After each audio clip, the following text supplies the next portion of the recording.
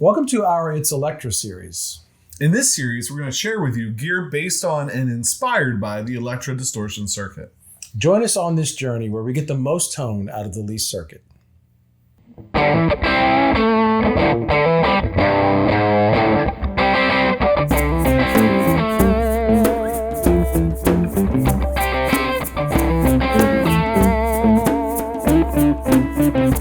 Today in the series, we're taking a look at the Electro-Harmonix LPB-1. It's a one-knob wonder, so I was curious, what would the owner's manual be like for one-knob wonder? Because we were talking about how long is this episode going to be, so I downloaded the massive 3-page owner's manual. And it says, congratulations, you've just purchased the LPB-1 Power Booster, a reissue of the product that first ushered in the age of overdrive in 1968. With the LPB-1, you'll be able to increase guitar sustain and increase the performance of all other effects, especially distortion devices. Controls, boost control, and a foot switch. The other 1.5 pages are all about the battery and how to put a battery in. So it'll probably only be about a 30-minute video. But the Beard's going to tell you why we have this pedal as part of our It's Electra series. Right. And I'm looking down, I see the price tag on the back. I actually picked this up from Chris over at Woodshed. Walked in, I said, hey, you still have that LPB-1 in the case? And he said, yeah. I said, well, give it to me. He said, why? So, why indeed? We found out through doing the It's Electra series. And if you'd like to know more about this, go back, watch the premiere. I'm just going to keep saying, go back and watch the premiere because I'm pretty proud of it. There's a lot of great people in it, a lot of great information. This did change guitar. Yeah, change guitar. It was a very simple boost.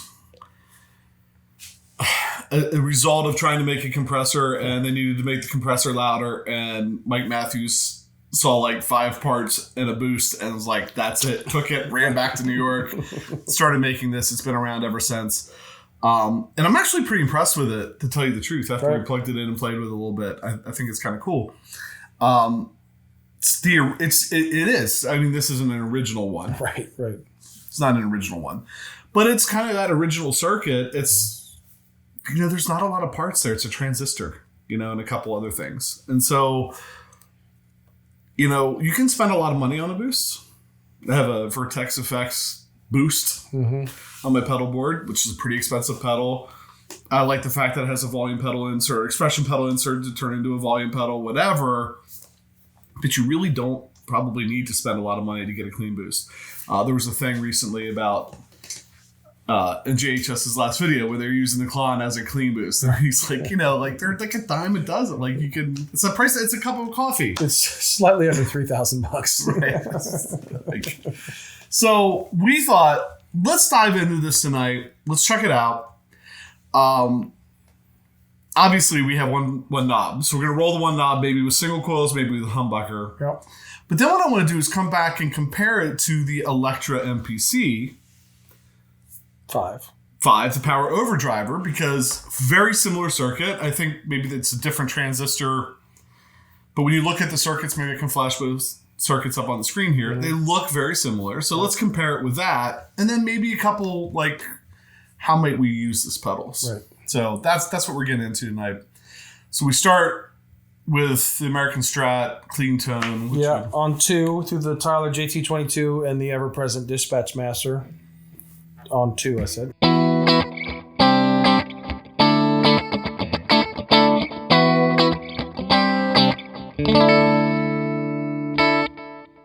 So the amp is a little less than normal, a little under noon.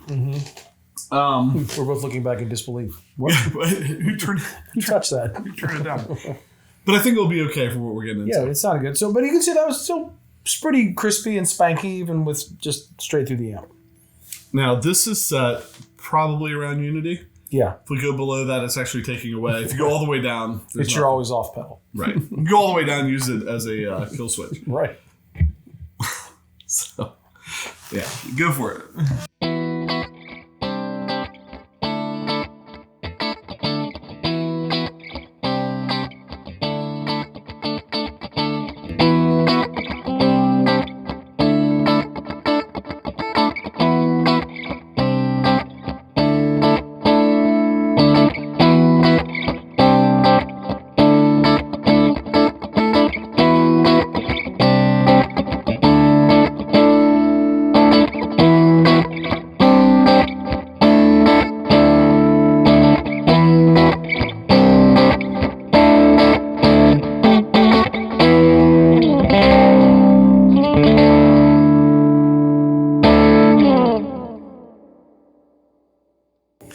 I read on forums, I think, people talking about, I blew up many amps with that pedal back in the day. You can see why. I mean, it really pushes it.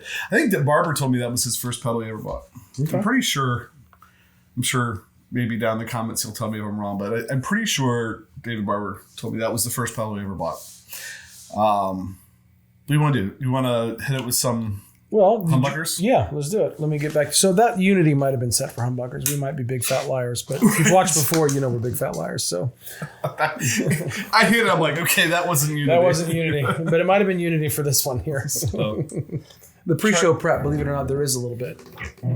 So I'll play through it once, maybe, just so you get the clean tone, and then go ahead and click it on.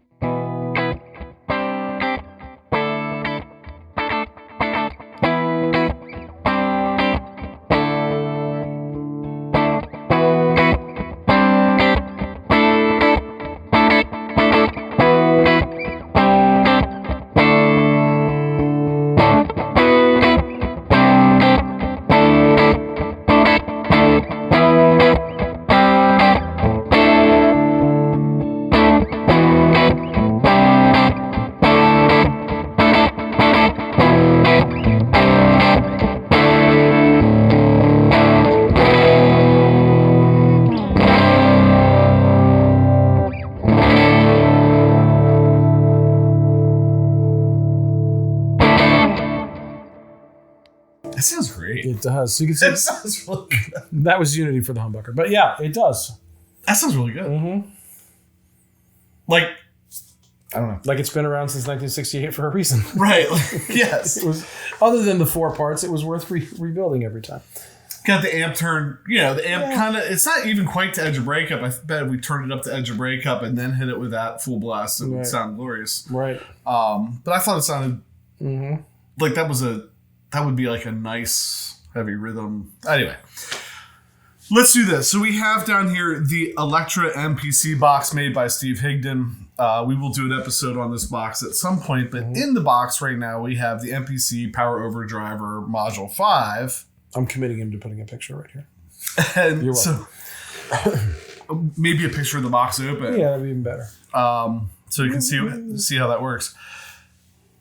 So I think if you play, I'm just going to flip back and forth and turn knobs back and forth. I will say that we thought maybe this one was it needed to be pushed a little bit more to keep up with that one. Right. But we'll see. All right. Check it out. I'm going to play something different, but who knows what. Am I back to me now? No. Do the magic of the Morley, maybe.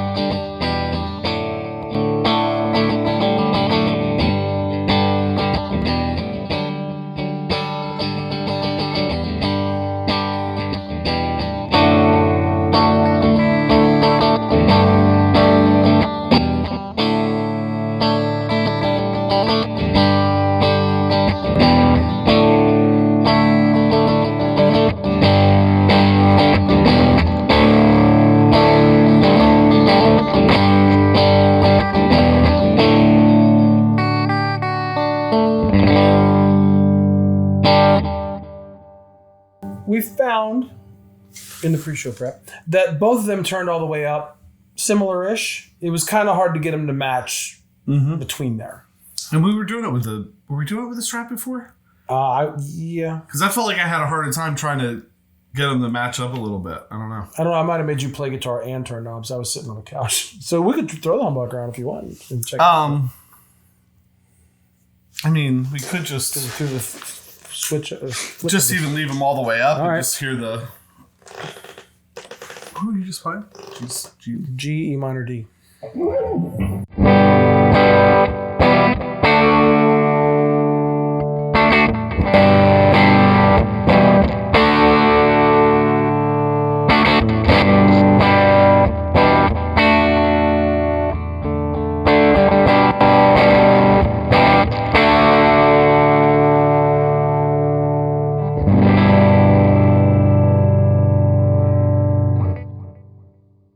feel like the LP1 pushes more. Yeah, I keep coming back to that. It's a little beefier, and I'm not sure if it's just a volume thing or an EQ thing.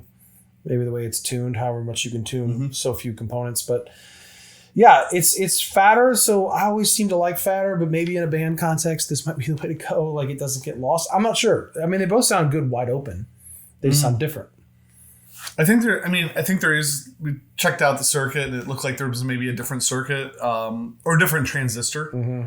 A 5808 and I can't remember, but a different circuit or a different transistor. So maybe a little bit of difference, but I mean, kind of the same though. Like, I think that's the whole point, that it's tied into the series because it is a simple circuit that's very similar. And it does play into a little bit of the one component could make a little bit of a difference, but it could be used the same way.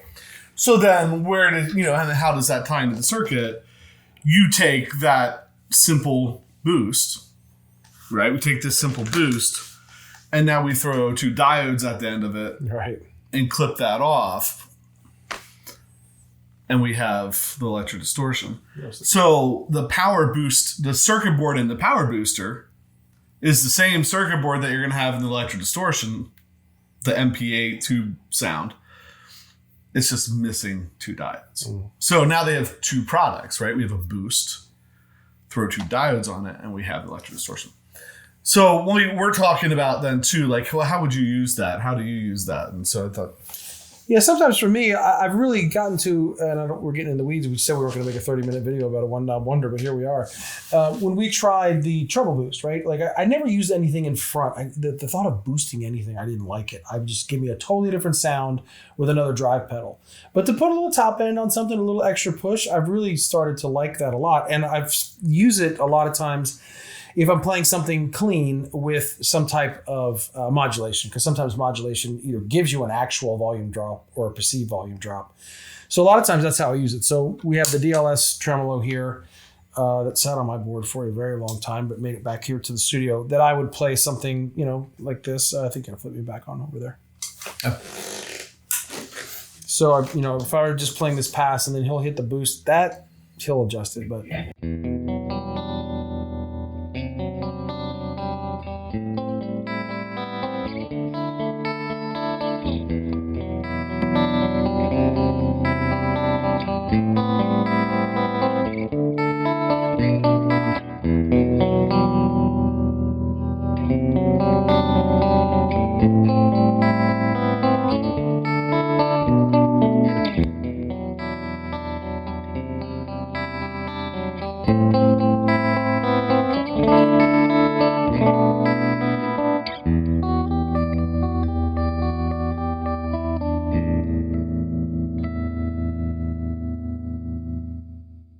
So somewhere in between where it first started and there, right? Because I like to pick a lot. I like to play clean in some of the things that we do, but sometimes just that extra push, I don't feel like I'm having to hit the guitar so hard, and it brings a little top end sparkle to it. So that's one way that I've been using a first gain stage or a boost.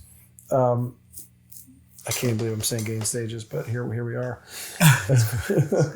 Here I am, a guy who doesn't use his volume knob at all. I do have several different drives on my board, but so that's how I would use it probably. And it's not great even without the modulation. Yeah, I'm wondering if it's gonna. It came back because you were doing some things and changing things around to travel. Didn't come back because you took it off to replace with something. No. And just the way that all ended up, it stayed here. I'm wondering if it's going to be leaving again because I love the tap tempo. It sounds great, and it's a simple one to use, and it has tap tempo. And on the message boards, I often see people like, what tremolo, and you see a lot of like kind of the standard tremolos being recommended. And every time lately, I'm like, DLS. It's a fantastic tremolo. It is. Yep. Dave was in paying us to say that. Right. We really like this tremolo. To steal a phrase from one of his competitors, it sounds glorious. It sounds good. From the other one that's on my board currently. Right. So that's how I would use it. Yeah. So then maybe should we talk a little bit about, should we see what it would do into a drive pedal?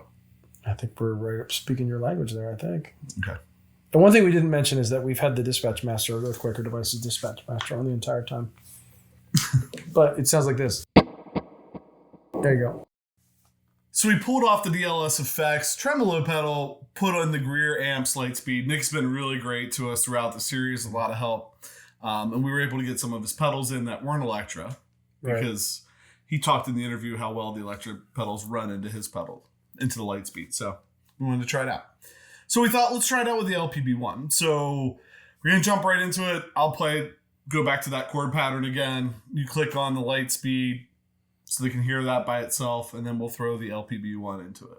And then Mr. Volume Knob will show you what it can do because you're not getting that out of me. Oh, yeah. Mm-hmm. We'll check the volume knob out with that, too. So the organic overdrive.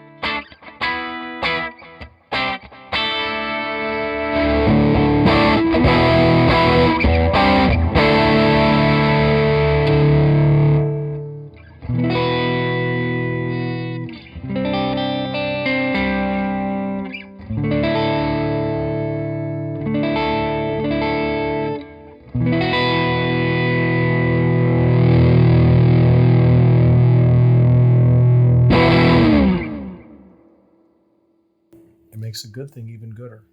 Yes. I mean, and it's quiet. Of course, I touch it, but there's like no. Yeah. Just it gave. I felt like it gave some more sustain, whatever. Mm-hmm. But what about just a couple real quick, like single notes? With both? Yeah, with both. And the volume knob. Yes. So.